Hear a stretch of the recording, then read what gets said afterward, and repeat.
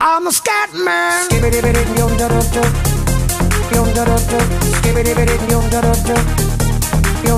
I'm a scat man.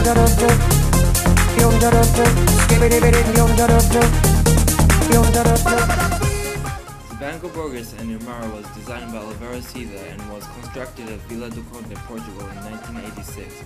Oliveira Caesar succeeded in creating an impressive space by interpreting and combining artistic aspects. First of all, the combination of curvature and linear aspects explored at Banco Borges Irmao is significantly apparent. Here, Caesar effectively combined two contrasted aspects. In the structure, Caesar illustrated mainly two methods of a combination of curvature and linear aspects. One is apparent in the exterior. The usage of the linear aspects and curvature is minimum so that both aspects unify each other. The other is discerned in the interior. In contrast to the exterior, curvature and linear aspects express contrast. Caesar attempts to convey the idea of differentiating the exterior space and the interior space by using the two methods of combining curves and lines. Additionally, Caesar illustrates the idea of differentiation through his use of material. In the Banco Borges Irmao, Caesar used four materials: concrete, marble, wood, and metal. Caesar introduced the concept of differentiating and representing the function of objects by selecting specific materials. For instance, the concrete illustrates the form of the building. The exterior walls are mainly made of concrete. Caesar used marble as a contrasting material to concrete. Although both materials possess the same basic color, there is a contrast of rough and glossy surface.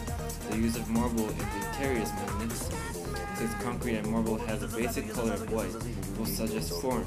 However, the glossy surface and marble suggest cleanness, which represent interior space. Marble and concrete not only convey the idea of the differentiation of two spaces, but also suggest the idea of static. In addition to concrete and marble, wood and metal transforms the idea of being kinetic. For example, the elevator located in the structure is made of wood and the doors are mainly made of metal. Caesar succeeded in representing various functions by differentiating the material. The idea of movement, interpreted in Banco Borges Irmao, adds another significance. In the structure, movement is exactly vivid so that it functions as a guide to the building. The vertical movement from the lower floor to the top floor is simply suggested by placing the stairs on top of each other. The shape of the structure suggests the horizontal movement. Simple round shape with a void interior leads our eyes along the surrounding walls.